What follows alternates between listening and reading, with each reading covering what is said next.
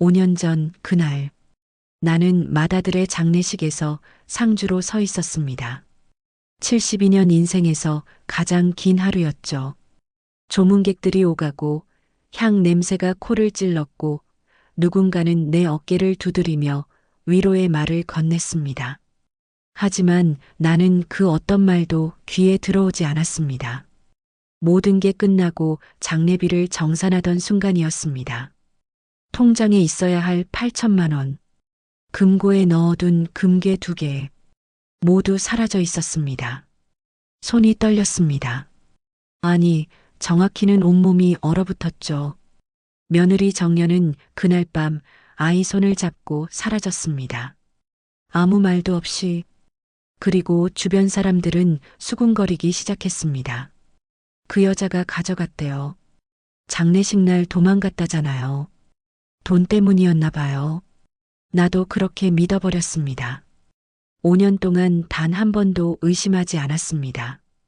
그날 이후 나는 그 여자를 내 가족이라 부르지 않았습니다.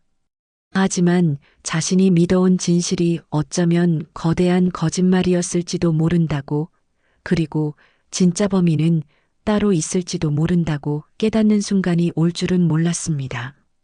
사연 시작 전 구독과 좋아요 눌러주신 후 지금 어느 곳에서 듣고 계신지 댓글로 알려주시면 그곳에 큰 복이 함께하길 진심으로 바라겠습니다.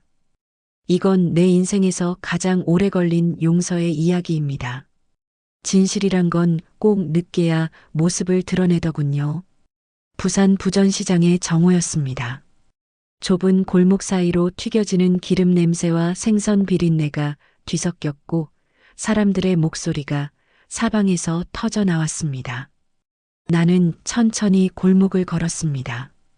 72회를 살아온 몸이지만 걸음걸이만큼은 아직 흐트러지지 않았죠. 등은 곧게 펴져 있었고 양복 주머니에 넣은 손은 단정했습니다. 아들 묘소에 다녀오는 길이었습니다. 5년째 같은 날, 같은 시간에 가는 길. 시장을 가로질러 가면 버스 정류장까지 10분이면 닿을 수 있었죠. 그때였습니다. 골목 한쪽에 자리 잡은 작은 국수집 앞을 지나가는데 누군가의 목소리가 귓가를 스쳤습니다. 네, 바로 드릴게요. 발걸음이 멈췄습니다. 그 목소리, 5년 전 장례식 이후로 단 한 번도 들어본 적 없는 목소리였죠. 천천히 고개를 돌렸습니다. 낡은 앞치마를 두른 여자가 국수 그릇을 들고 손님 앞에 놓고 있었습니다. 머리는 대충 묶었고 손등엔 화상 자국이 여러 개 보였습니다. 정연이었습니다. 내 며느리, 아니 한때 내 며느리였던 여자. 설마, 아니겠지. 나는 중얼거렸습니다. 하지만 틀림없었습니다. 그 옆에는 11살쯤 되어 보이는 아이가 앉아 숙제를 하고 있었죠. 손녀 민서였습니다. 아들이 죽기 전 6살이었던 그 아이가 이제 초등학생이 되어 있었습니다. 나는 골목 모퉁이로 몸을 숨겼습니다. 가슴이 두근거렸습니다. 분노인지 놀라움인지 알 수 없는 감정이 치밀어 올랐죠. 사장님, 국수 진짜 맛있네요. 손님 한 명이 빈 그릇을 내밀며 웃었습니다. 감사합니다. 또 오세요. 정연은 그릇을 받아들며 미소를 지었습니다. 하지만 그 미소는 어딘가 지쳐 보였죠. 눈가의 주름이 5년 전보다 깊어져 있었고 어깨는 굽어 있었습니다. 점심시간이 끝나갈 무렵 정연은 앞치마를 벗고 민서의 손을 잡았습니다. 나는 그들의 뒤를 따라갔습니다. 왜 따라가는지 스스로도 알 수 없었죠. 그저 발이 움직였습니다. 두 사람은 골목 안쪽 전당포 앞에 멈춰 섰습니다. 정연은 주머니에서 작은 봉투를 꺼냈고 그 안에서 반지 하나를 꺼냈습니다. 낡은 금반지였습니다. 멀리서도 알 수 있었죠. 그건 아들이 정연에게 청혼할 때 끼워줬던 반지였습니다. 이거 얼마나 받을 수 있을까요? 정연의 목소리가 작게 들렸습니다. 글쎄요. 금 시세가 떨어져서 한 20만 원? 전당포 주인의 대답이었습니다. 네, 괜찮아요. 정연은 고개를 끄덕였습니다. 민서는 엄마의 치마를 꼭 잡고 있었죠. 돈을 받아든 정연은 아이의 손을 잡고 다시 걷기 시작했습니다. 나는 계속 따라갔습니다. 그들이 멈춘 곳은 작은 문구점이었습니다. 민서는 가방을 내려놓고 엄마를 올려다봤습니다. 엄마, 괜찮아요. 안 사도 돼요. 아니야. 내 교재 사야지. 정연은 아이의 머리를 쓰다듬으며 말했습니다. 그리고 문구점 안으로 들어갔죠. 나는 민서가 내려놓은 가방을 바라봤습니다. 가방 옆면에 작은 목걸이가 매달려 있었습니다. 눈을 크게 뜨고 자세히 봤죠. 목걸이 안에는 작은 사진이 들어 있었습니다. 내 아들의 사진이었습니다. 가슴이 철렁 내려앉았습니다. 5년 동안 나는 이 여자가 돈을 훔쳐 달아났다고 믿었습니다. 모두가 그렇게 말했고 나도 그렇게 믿었죠. 하지만 지금 내 앞에 있는 건 초라한 국수집에서 일하며 아이를 키우는 한 여자였습니다. 그것도 죽은 남편의 사진을 아이 가방에 달아줄 만큼 문득 이런 생각이 들었습니다. 그녀가 훔친 게 아니라 지키고 있었던 건 아닐까? 그리고 진짜 도둑은 따로 있는 건 아닐까? 정연과 민서가 문구점에서 나왔습니다. 나는 재빨리 몸을 숨겼습니다. 두 사람이 골목을 벗어나 사라질 때까지 나는 그 자리에 서 있었습니다. 손이 떨렸습니다. 5년 동안 단 한 번도 의심하지 않았던 진실이 흔들리기 시작했습니다. 집으로 돌아왔습니다. 아들의 방문 앞에 섰죠. 5년 동안 이 방은 그대로였습니다. 아무것도 치우지 않았고 아무것도 버리지 않았습니다. 그저 문을 닫아두고 들어가지 않았을 뿐이었죠. 오늘은 달랐습니다. 손잡이를 잡았습니다. 문이 열렸고 먼지 냄새가 코를 찔렀습니다.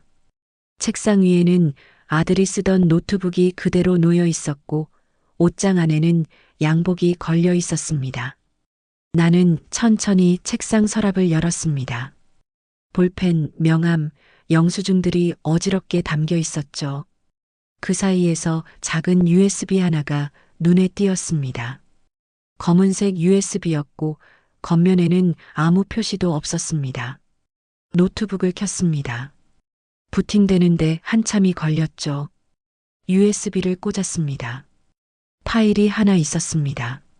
녹음 파일이었습니다. 클릭했습니다. 잡음이 들리더니 아들의 목소리가 흘러나왔습니다. 아버지, 저 박민준입니다. 오늘이 12월 7일이고요. 뭔가 이상한 일이 있어서 이렇게 녹음을 남깁니다.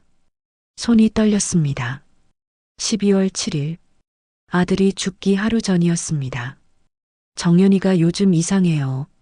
자꾸 누군가한테 전화를 받는데 제가 물어보면 아무것도 아니라고만 하고요. 어젯밤에는 거실에서 누군가랑 싸우는 소리를 들었어요. 근데 제가 나가니까 전화를 끊더라고요. 아들의 목소리는 불안해 보였습니다. 그리고 오늘 제 서류 가방을 뒤지는 걸 봤어요. 제가 왜 그러냐고 물었더니 아무것도 아니라고 했어요. 근데 아버지, 뭔가 잘못된 것 같아요. 내일 아버지한테 직접 말씀드리려고요. 녹음은 일단 여기까지 하겠습니다. 녹음이 끝났습니다. 나는 멍하니 화면을 바라봤습니다. 정연이가 이상해요. 아들은 정연을 의심했던 겁니다. 죽기 하루 전에. 그럼 정연이 정말 뭔가를 꾸민 걸까요? 하지만 아까 시장에서 본 그 모습은 뭐였단 말입니까? 머릿속이 복잡했습니다. USB를 빼들고 밖으로 나왔습니다. 전화기를 들었죠. 친구 최용석에게 전화를 걸었습니다. 보험 설계사로 30년을 일한 친구였습니다. 용석이야. 나 인수야. 오, 인수 형님. 오랜만이네요. 무슨 일이세요? 민준이 보험 계약권 좀 확인하고 싶은데 사무실로 가도 되겠나? 네, 형님. 지금 오세요. 1시간 뒤 나는 최용석의 사무실에 앉아 있었습니다. 그는 서류 뭉치를 꺼내 책상 위에 펼쳤습니다. 형님, 민준 씨 보험은 사망보험금 3억의 수익자는 처음엔 형수님이었는데요. 처음엔 최용석은 고개를 끄덕였습니다. 네. 그런데 돌아가시기 일주일 전에 수익자 변경 신청이 들어왔어요. 가슴이 철렁했습니다. 누구로 바꿨는데? 박재호 씨요. 민준 씨 동생분. 재호? 나는 눈을 크게 떴습니다. 둘째 아들 재호. 형이 죽은 뒤 장례식에서 한 번 본 게 전부였습니다. 그 뒤로는 연락도 끊겼죠. 근데 형님, 이 서류가 좀 이상해요. 최용석은 서류를 가리키며 말했습니다. 여기 정연 씨 도장이 찍혀 있는데요. 배우자 동의가 필요한 서류거든요. 근데 이 도장이 좀 이상해요. 뭐가 이상한데? 복사한 것 같아요. 진짜 도장을 찍으면 인주가 번지거나 테두리가 불규칙한데 이건 너무 깔끔해요. 스캔해서 붙인 것 같은 느낌이에요. 나는 서류를 손에 들고 자세히 들여다봤습니다. 확대해서 보니 도장 테두리가 픽셀처럼 각져 있었습니다. 진짜 도장이 아니었습니다. 누가 이 서류를 접수했지? 며칠 전에 재호 씨가 직접 가져오셨어요. 민준 씨가 아파서 자기가 대신 접수한다고 하더라고요. 민준이가 아파서? 네. 감기 몸살이 심하다고 했어요. 나는 서류를 내려놓았습니다. 손이 떨렸습니다. 정연이 아니라 재호였단 말입니까? 그럼 그날 사라진 돈과 금괴도? 용서가, 이 서류 원본 내가 가져가도 되나? 네, 형님. 가져가세요. 나는 서류를 집어들고 일어섰습니다. 밖으로 나오니 해가 기울고 있었습니다. 차에 올라탔지만 시동을 걸지 못했습니다. 정연이 아니라면 그 돈은 누가 가져간 걸까요? 재호가 형의 보험금 수익자를 바꾼 이유는 뭘까요? 그리고 왜 정연의 도장을 위조한 걸까요? 핸드폰을 꺼냈습니다.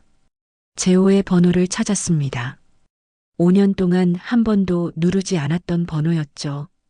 손가락이 화면 위에서 멈췄습니다. 아니, 아직은 아니었습니다. 더 확실한 증거가 필요했습니다. 전화를 끊고 다시 차를 몰았습니다. 집으로 가는 길, 머릿속은 온통 하나의 이름으로 가득했습니다. 박재호, 내 둘째 아들. 다음 날 아침 나는 재호의 집으로 향했습니다. 서울 강남의 한 아파트 단지였죠. 45평 아파트였습니다. 재호는 작은 무역회사를 운영한다고 들었는데 이 정도 집에서 산다는 게 의아했습니다. 초인종을 눌렀습니다. 잠시 뒤 문이 열렸고 재호가 나타났습니다. 5년 만에 보는 얼굴이었죠. 머리는 반백이 되어 있었고 얼굴은 살이 쪘습니다. 아버지, 재호는 놀란 표정을 지었습니다. 들어가도 되겠나? 아, 네. 들어오세요. 거실은 깔끔했습니다. 비싼 가구들이 놓여 있었고 벽에는 그림이 걸려 있었죠. 소파에 앉았습니다. 재호는 물을 따라왔습니다. 갑자기 웬일이세요? 그냥 오랜만에 얼굴이나 보려고. 재호는 어색하게 웃었습니다. 나는 거실을 둘러봤습니다. 책장, 텔레비전, 식탁? 그리고 식탁 한쪽 구석에 놓인 작은 컵이 눈에 들어왔습니다. 커피 브랜드 로고가 새겨진 테이크아웃 컵이었습니다. 낡은 컵이었죠. 왜 저런 걸 보관하고 있을까 싶었습니다. 저 컵은 뭐냐? 나는 컵을 가리키며 물었습니다.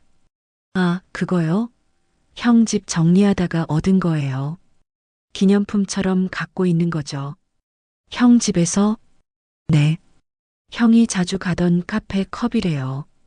그냥 형 생각나서 가져왔어요. 나는 일어나 컵을 집어들었습니다. 재호의 표정이 순간 굳었습니다. 컵 밑바닥을 뒤집어 봤죠. 작은 글씨가 새겨져 있었습니다. 12월 8일 오픈 기념. 심장이 쿵 내려앉았습니다. 12월 8일. 아들이 죽은 바로 그날이었습니다. 이 컵, 형이 죽은 날 행사 기념품이네. 그런가요? 잘 몰랐어요. 재호는 시선을 피했습니다. 근데 이상하네. 형이 죽던 날 아침 받은 컵이 왜 내 집에 있지? 형 집 정리할 때 있었다니까요.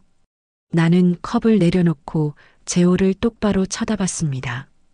재호는 손을 비비며 자리에서 일어났습니다. 아버지, 커피 드릴까요? 아니, 됐다. 나는 다시 앉았습니다. 머릿속이 복잡했죠. 이 컵은 뭔가 의미가 있었습니다. 장례식 때 누군가 이 컵에 대해 말한 것 같았는데 기억이 흐릿했습니다. 집으로 돌아온 뒤 나는 5년 전 장례식 관련 서류들을 뒤졌습니다. 부검 보고서는 없었고 병원 기록만 있었습니다. 사망 진단서에는 급성 심장마비라고 적혀 있었죠. 전화를 걸었습니다. 아들이 실려갔던 병원이었습니다. 5년 전 환자 기록을 좀 보고 싶은데요. 보호자시면 방문하셔서 신청하시면 됩니다. 다음 날 나는 병원으로 갔습니다. 원무과에서 신청서를 작성했고 1시간을 기다렸죠. 두꺼운 파일 하나를 건네받았습니다. 파일을 펼쳤습니다. 응급실 기록, 심전도 검사, 혈액 검사. 페이지를 넘기다가 한 문장에서 손이 멈췄습니다. 혈중 카페인 농도 과다. 알레르기성 쇼크 반응 확인. 카페인 알레르기. 아들은 카페인 알레르기가 있었습니다. 그래서 평소에 디카페인 커피만 마셨죠. 그런데 그날 아침 아들의 혈액에서 과다한 카페인이 검출됐단 겁니다. 손이 떨렸습니다. 누군가 커피를 바꿔친 겁니다. 디카페인을 일반 커피로. 아들을 죽이려고. 장례식 때 정연이 한 말이 떠올랐습니다. 컵이 바뀌었어요. 제가 봤어요. 아무도 믿지 않았습니다. 다들 정연이 변명한다고 생각했죠. 나도 그랬습니다. 하지만 정연이 맞았던 겁니다.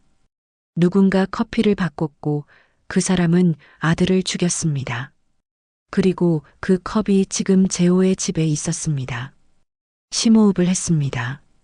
아니, 이건 추측일 뿐이었습니다. 증거가 더 필요했죠. 그날 밤 나는 다시 재호에게 전화를 걸었습니다.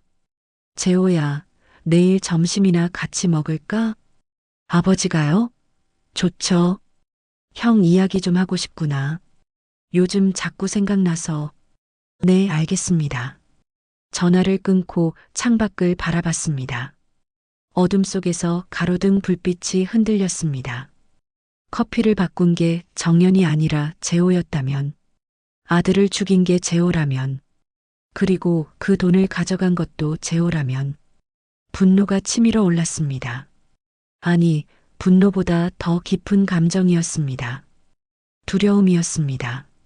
내 아들이 내 다른 아들을 죽였다는 사실을 받아들일 수 있을까요?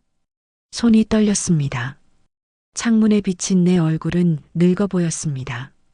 72년을 살았지만 이런 진실과 마주할 준비는 되어 있지 않았습니다. 하지만 알아야 했습니다. 진실을. 그리고 정연에게 사과해야 했습니다. 5년 동안 도둑 취급했던 것에 대해 내일 재호를 만나면 물어볼 것입니다. 그날 아침 형의 커피에 무엇을 했는지, 그리고 왜 했는지. 다음 날 나는 정연을 찾아갔습니다. 부전시장의 그 작은 국수집으로. 점심시간이 끝난 오후 3시였습니다.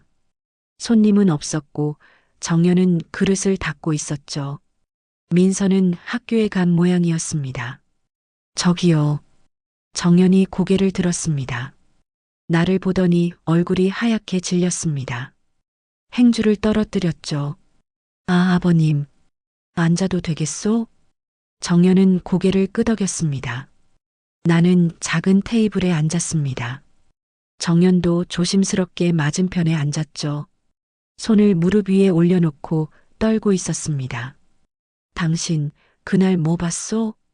정연은 눈을 크게 떴습니다. 무슨 말씀이세요? 5년 전 그날 아침, 당신이 봤다고 했잖소. 커피를 바꾸던 사람을. 정연의 눈에 눈물이 고였습니다. 아무도 믿지 않았어요. 다들 제가 거짓말한다고 했죠. 아버님도 그렇게 생각하셨잖아요. 지금은 믿고 싶소. 그러니 말해보시오. 정연은 한참을 망설이다 입을 열었습니다. 그날 새벽 4시쯤이었어요. 민서가 악몽을 꿔서 깼거든요. 아이를 재우고 거실로 나왔는데 현관문이 열리는 소리가 들렸어요. 이상했죠. 남편은 침대에서 자고 있었으니까. 누구였소? 재호 씨였어요. 남편 동생. 조용히 들어와서 부엌으로 갔어요. 저는 숨어서 지켜봤죠. 그분이 식탁 위에 놓인 커피 2잔 중 하나를 다른 컵으로 바꿔치는 걸 봤어요. 나는 주먹을 쥐었습니다. 그 다음엔 제가 나가려는데 재호 씨가 현관으로 나가더라고요. 저는 그 컵을 확인했어요. 분명 남편이 전날 밤에 준비해둔 디카페인 커피였는데 일반 커피로 바뀌어 있었어요. 라벨이 다르더라고요. 왜 그때 말하지 않았소? 정연은 눈물을 닦았습니다. 말했어요. 남편한테. 근데 남편은 그럴 리 없다고 했어요. 동생을 믿는다고. 그리고 그날 오전에 남편이 쓰러졌어요. 구급차가 왔고 병원으로 갔죠. 장례식 때 저는 다시 말했어요. 재호 씨가 커피를 바꿨다고.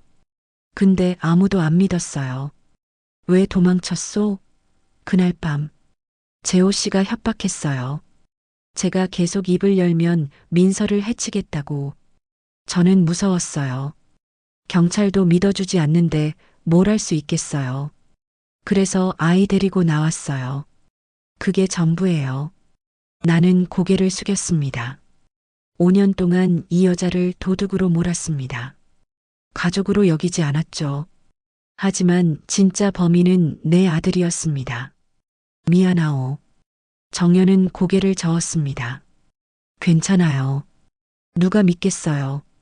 동생이 형을 죽였다는 걸. 나는 자리에서 일어났습니다. 더 할 말이 없었습니다. 밖으로 나와 핸드폰을 꺼냈습니다. 오랜 친구에게 전화를 걸었죠. 장 형사. 30년 형사로 일하다 5년 전에 은퇴한 친구였습니다. 형식이야, 나 인수야. 인수 형님. 오랜만이네요. 부탁 하나 할 게 있네. 5년 전 우리 큰아들 사건 기록 좀 볼 수 있겠나? 큰아들 사건이요? 그건 사건이 아니라 자연사 아니었나요? 다시 확인하고 싶네. 도와줄 수 있나? 형님이 부탁하시는데 당연히 도와드려야죠. 내일 만나요. 다음 날 나는 장 형사와 허름한 커피숍에서 만났습니다. 그는 서류 뭉치를 건넸죠. 여기 당시 병원 기록하고 출입 명단이에요. 뭘 찾으시는 건데요?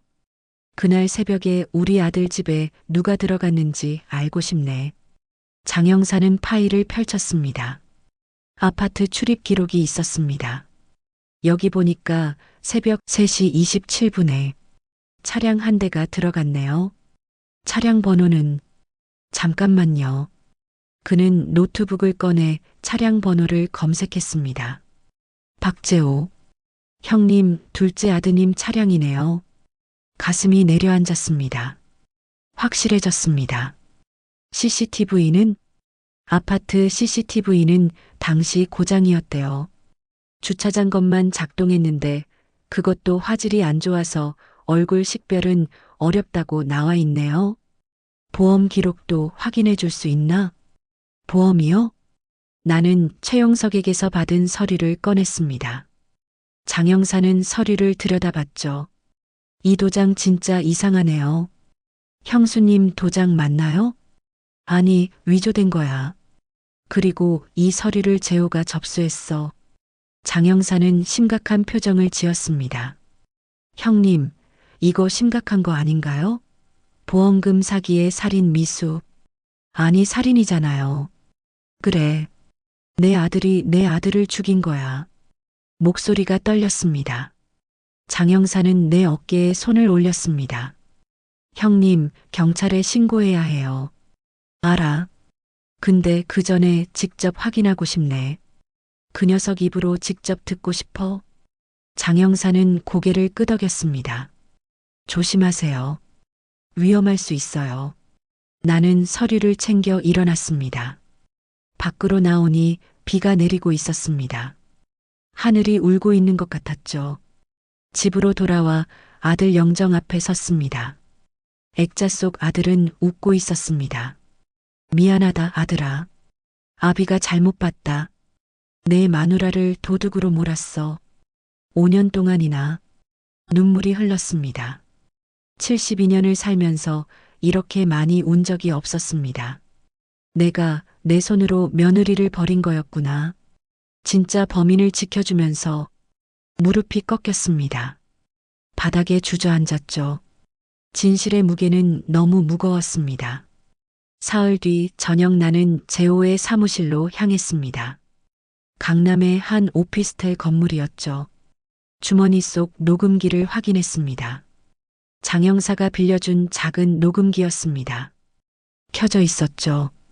엘리베이터를 타고 7층으로 올라갔습니다. 복도는 조용했습니다. 703호 앞에 섰습니다. 문패에는 박재호 무역이라고 적혀 있었죠. 노크를 했습니다. 누구세요? 나다, 재호야. 문이 열렸습니다. 재호는 놀란 표정이었습니다. 아버지, 약속 있었나요? 잠깐 할 얘기가 있어서. 들어오세요. 사무실은 작았습니다. 책상 하나와 서류 캐비닛, 소파가 전부였죠. 재호는 소파를 가리켰습니다. 앉으세요. 나는 앉지 않았습니다. 그냥 서서 재호를 바라봤습니다. 형 죽음, 내 짓이지? 재호의 얼굴이 굳었습니다. 무슨 말씀이세요? 그날 새벽 내가 형 집에 갔어. 커피를 바꿔치고 나왔지. CCTV에 내 차가 찍혔어. 재호는 뒤로 물러섰습니다.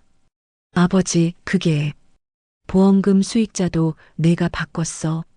정연이 도장을 위조해서. 다 알고 있다. 재호는 책상에 기댔습니다. 손이 떨리고 있었죠. 아버지, 왜 그랬냐? 재호는 한참을 입을 다물고 있다가 천천히 말했습니다. 죽일 생각까진 없었어요. 가슴이 철렁했습니다. 인정한 겁니다. 그럼 뭐였냐? 그냥 형의 몫을 받고 싶었어요. 형은 다 가졌잖아요. 회사도, 집도, 아버지 사랑도.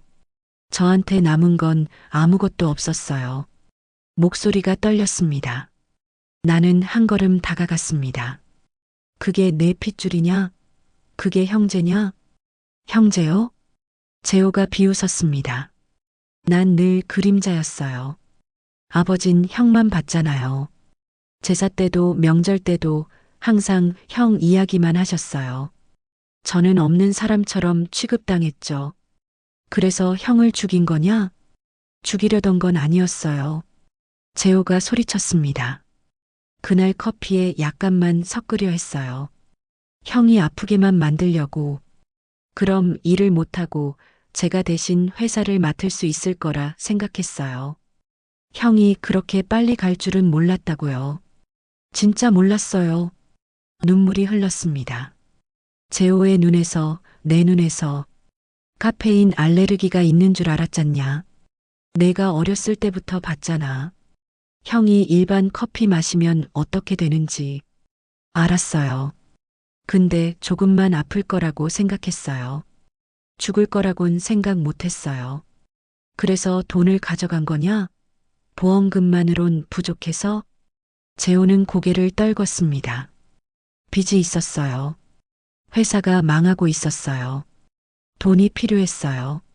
아버지한테 말하면 또 형한테 빌려보라고 하실 것 뻔했잖아요.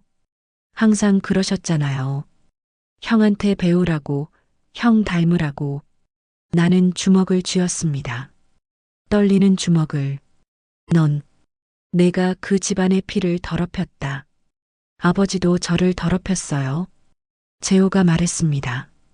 평생 저를 형과 비교하면서 저는 항상 부족한 아들이었어요. 아무리 잘해도 형만 못하다고 하셨죠. 그게 얼마나 힘든지 아세요? 그래도 사람을 죽이냐? 내 목소리가 떨렸습니다. 형을 죽이고도 장례식에 와서 울었냐? 형수를 도둑으로 몰면서 가만히 있었냐? 미안해요. 재호가 무릎을 꿇었습니다. 정말 미안해요. 후회하고 있어요. 매일 밤 형 꿈을 꿔요. 형이 절 보면서 웃는 꿈. 깨면 울고 있어요. 나는 등을 돌렸습니다. 더 볼 수가 없었습니다. 형수님께 미안하다고 전해줘요. 재호의 목소리가 들렸습니다. 제가 직접 갈 용기가 없어요. 대신 전해주세요. 정말 미안하다고. 형한테도 미안하다고. 나는 문으로 걸어갔습니다. 손잡이를 잡았죠. 내일 오전에 자수해라. 안 그러면 내가 경찰 부른다. 네. 문을 나왔습니다. 복도에 서서 벽에 기댔습니다. 다리에 힘이 풀렸죠. 주머니에서 녹음기를 꺼냈습니다. 여전히 돌아가고 있었습니다. 끊었습니다. 엘리베이터를 타고 내려왔습니다. 밖으로 나오니 밤 공기가 차가웠습니다. 하늘을 올려다봤죠. 별이 보이지 않았습니다. 핸드폰을 꺼내 장영사에게 전화를 걸었습니다. 형식이야. 녹음 다 됐네. 내일 아침에 자네 사무실로 갈게. 경찰에 넘겨야겠어. 알겠습니다, 형님. 힘드시죠? 응. 힘드네. 전화를 끊고 차에 올랐습니다. 시동을 걸었지만 출발하지 못했습니다. 그냥 앉아서 운전대를 붙잡고 있었죠. 72년을 살면서 가장 긴 밤이었습니다. 아들을 잃은 날보다 더 긴 밤. 내가 길러낸 아들이 다른 아들을 죽였다는 사실을 받아들여야 하는 밤. 눈물이 흘렀습니다. 소리 없이 조용히 그렇게 한참을 울었습니다. 한 달이 지났습니다. 재호는 다음 날 자수했고 경찰 조사가 시작됐죠. 보험 사기, 살인, 도장 위조. 증거는 충분했습니다. 녹음 파일, CCTV 기록, 병원 독성 보고서. 모든 게 재호를 가리키고 있었습니다. 정연은 무혐의 통보를 받았습니다. 5년 만이었죠. 경찰이 사과했습니다. 당시 수사가 부실했다고, 정연의 진술을 제대로 확인하지 않았다고. 언론이 들끓었습니다. 가족 간 보험살인, 동생이 형 살해, 5년간 억울한 며느리. 기사 제목들이 쏟아졌죠. 나는 집 밖으로 나가지 않았습니다. 전화도 받지 않았습니다. 그냥 혼자 있고 싶었습니다. 어느 날 오후 장영사가 찾아왔습니다. 형님, 계속 이러시면 안 돼요. 밥은 드시고 계세요? 먹고 있네. 거짓말하지 마세요. 형수님이 살아계셨으면 뭐라고 하셨겠어요. 나는 아무 말도 하지 않았습니다. 장영사는 한숨을 쉬었죠. 형님, 이제 정연 씨한테 가보세요. 할 말이 있으시잖아요. 무슨 얼굴로 가나? 그래도 가야죠. 형님이 안 가면 평생 후회하실 거예요. 장영사가 돌아간 뒤 나는 한참을 앉아 있었습니다. 창밖을 바라보다가 일어났습니다. 옷을 갈아입었죠. 면도를 했습니다. 거울 속 내 얼굴은 많이 늙어 있었습니다. 부산행 버스를 탔습니다. 3시간이 걸렸죠. 부전시장에 도착한 건 오후 2시였습니다. 골목을 걸어 국수집 앞에 섰습니다. 정연은 국수를 삶고 있었습니다. 손님 몇 명이 앉아서 먹고 있었죠. 민서는 구석 테이블에서 책을 읽고 있었습니다. 나는 조용히 빈 테이블에 앉았습니다. 정연이 고개를 들었습니다.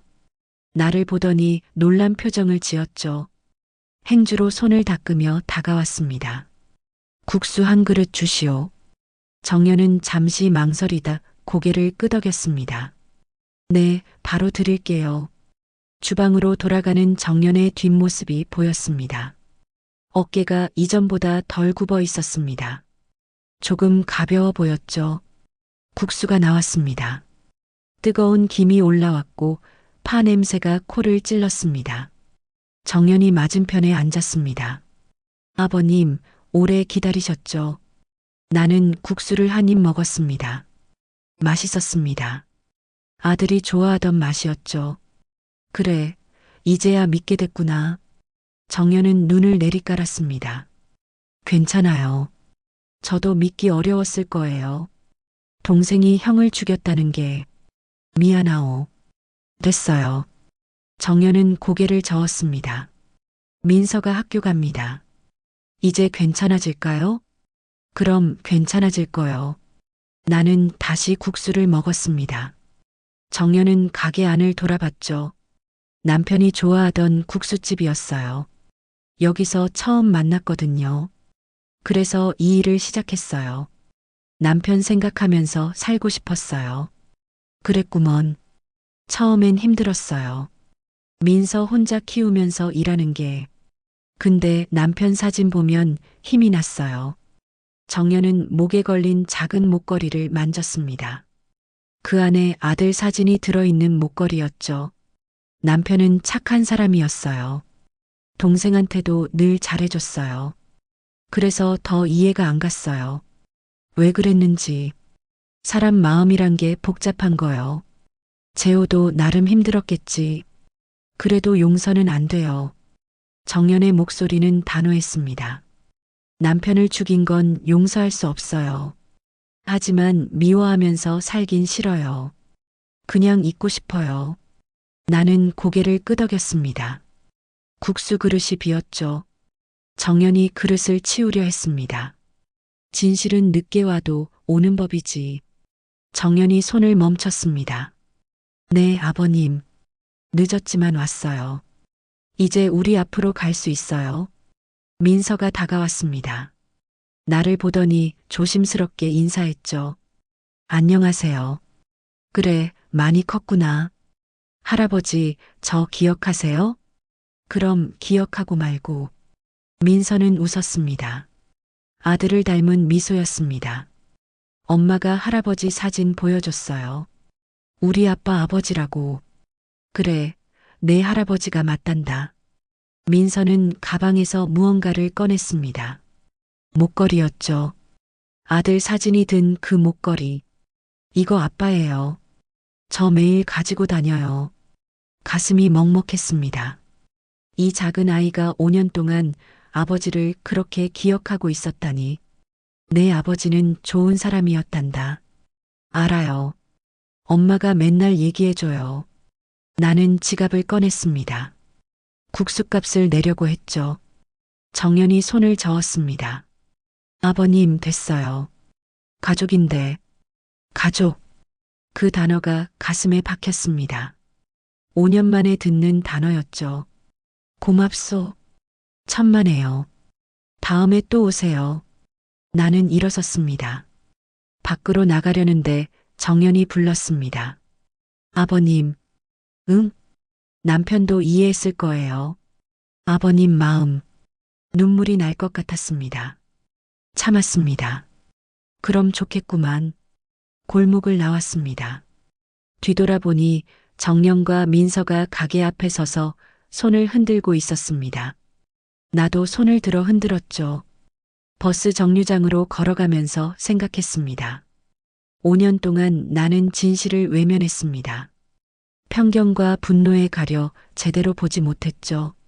하지만 이제는 알았습니다. 늦었지만 알게 됐습니다. 진실의 무게는 무거웠습니다. 하지만 그 무게를 견디는 것이 어른이고 아버지고 사람이었습니다. 일주일 뒤 나는 다시 부산으로 내려갔습니다. 이번엔 빈손이 아니었죠. 작은 노트북 가방을 들고 있었습니다. 5년 동안 써온 일기가 담긴 노트북이었습니다. 국수집 앞에 섰습니다. 오후 4시였고 손님은 한 명도 없었습니다. 정연은 테이블을 닦고 있었고 민서는 숙제를 하고 있었죠. 또 오셨네요. 정연이 웃으며 말했습니다. 이번엔 놀라지 않았습니다. 국수 한 그릇 주시오. 네, 금방 드릴게요. 나는 가방을 옆에 놓고 앉았습니다. 민서가 고개를 들었죠. 할아버지, 또 왔어요? 그래, 할아버지가 자주 올 거야. 좋아요. 할아버지 오면 엄마가 웃어요. 아이의 말이 가슴을 찔렀습니다. 정연이 얼마나 힘들게 살았을까요? 5년 동안 국수가 나왔습니다. 정연이 앞에 앉았습니다. 나는 국수를 먹지 않고 가방에서 노트북을 꺼냈습니다. 이거 받으시오. 뭔데요? 여기 내 편지가 있소. 그날 이후 단 하루도 잊은 적 없었소. 정연은 노트북을 받아들었습니다. 화면을 켰죠. 파일들이 보였습니다. 날짜별로 정리된 일기 파일들이었습니다. 이게 뭐예요? 읽어보시오. 정연은 첫 번째 파일을 열었습니다. 5년 전 장례식 다음 날 일기였죠. 오늘 며느리가 떠났다. 돈을 가지고 나는 그 여자를 용서할 수 없다. 하지만 손녀 민서 생각이 난다. 아이는 괜찮을까? 정연의 손이 떨렸습니다. 다음 거 읽어보시오. 정연은 다음 파일을 열었습니다. 100일째. 오늘도 며느리 생각이 났다. 그 여자가 정말 도둑이었을까? 아들은 그 여자를 사랑했는데. 또 다음 파일. 1년째. 민서가 7살이 됐을 것이다. 생일 선물을 사고 싶지만 어디 있는지 모른다. 미안하다, 손녀야. 정연의 눈에서 눈물이 흘렀습니다. 3년째. 오늘 길에서 며느리를 닮은 여자를 봤다. 따라갔지만 다른 사람이었다. 나는 그 여자를 찾고 있는 것일까? 정연은 노트북을 내려놓고 얼굴을 가렸습니다. 어깨가 떨렸죠. 울고 있었습니다. 미안하오. 5년이나 걸렸소. 아니에요. 괜찮아요. 정연은 눈물을 닦았습니다. 이걸 매일 쓰셨어요? 그래. 안 쓰면 잊을까봐.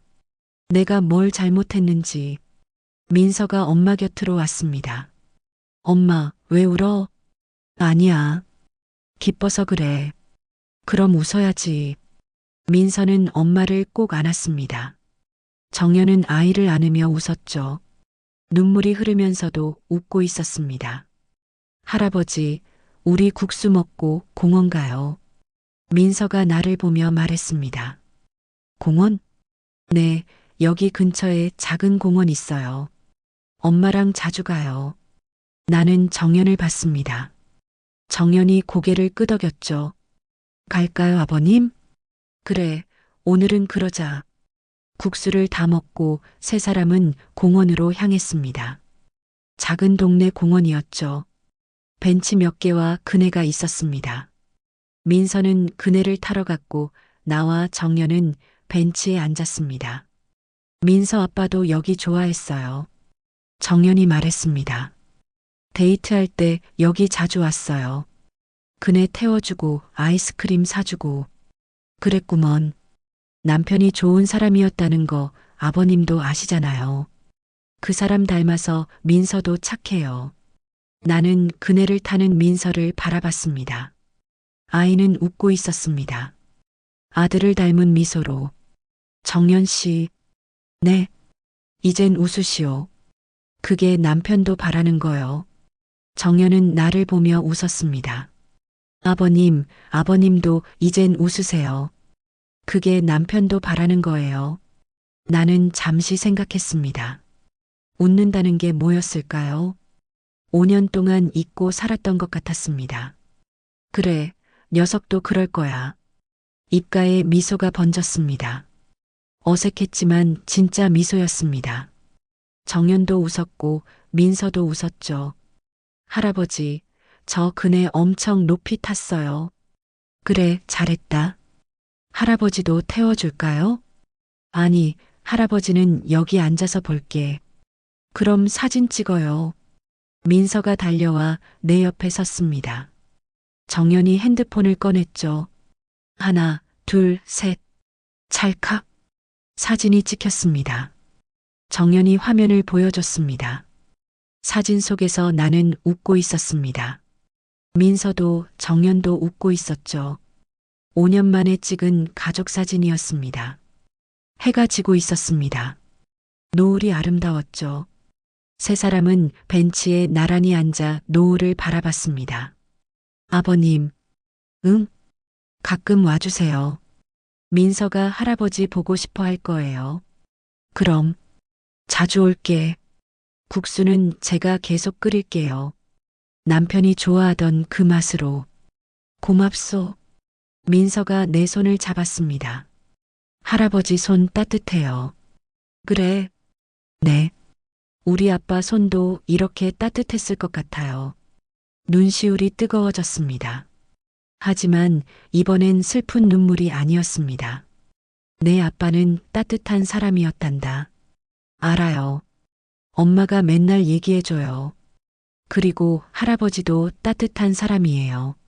나는 아이의 머리를 쓰다듬었습니다. 정연은 우리를 바라보며 미소 지었죠. 그렇게 세 사람은 노을이 질 때까지 공원에 앉아 있었습니다. 5년 동안 잃어버렸던 가족이 다시 만난 순간이었습니다. 늦었지만 다시 시작할 수 있었습니다. 진실은 늦게 왔지만 결국 왔고 우리는 이제 앞으로 나아갈 수 있었습니다. 한 달 뒤 나는 정연과 민서와 함께 아들 묘소를 찾았습니다. 5년 동안 혼자 왔던 그곳에 이번엔 셋이 함께였죠. 정연은 손에 국수 한 그릇을 들고 있었습니다. 보온 용기에 담긴 따뜻한 국수였습니다. 묘비 앞에 섰습니다. 아들의 이름이 새겨진 검은 돌. 5년 동안 수없이 바라봤던 그 이름이었습니다. 아들아. 나는 무릎을 꿇고 앉았습니다. 아비가 왔다.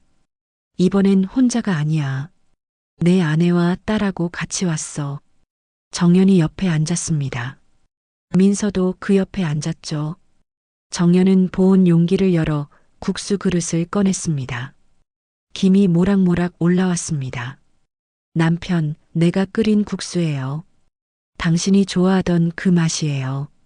정연의 목소리가 떨렸습니다. 5년 동안 당신 생각하면서 매일 끓였어요. 이제 아버님도 오셨어요. 걱정 말아요.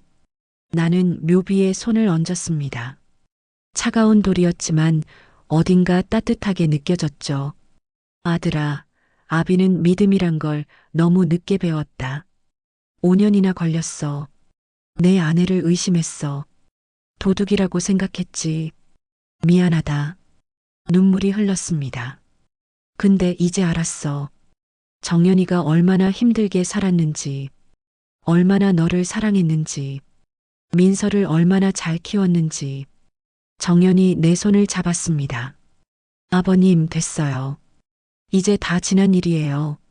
아니야. 말해야 해. 내 아들한테. 나는 묘비를 바라봤습니다.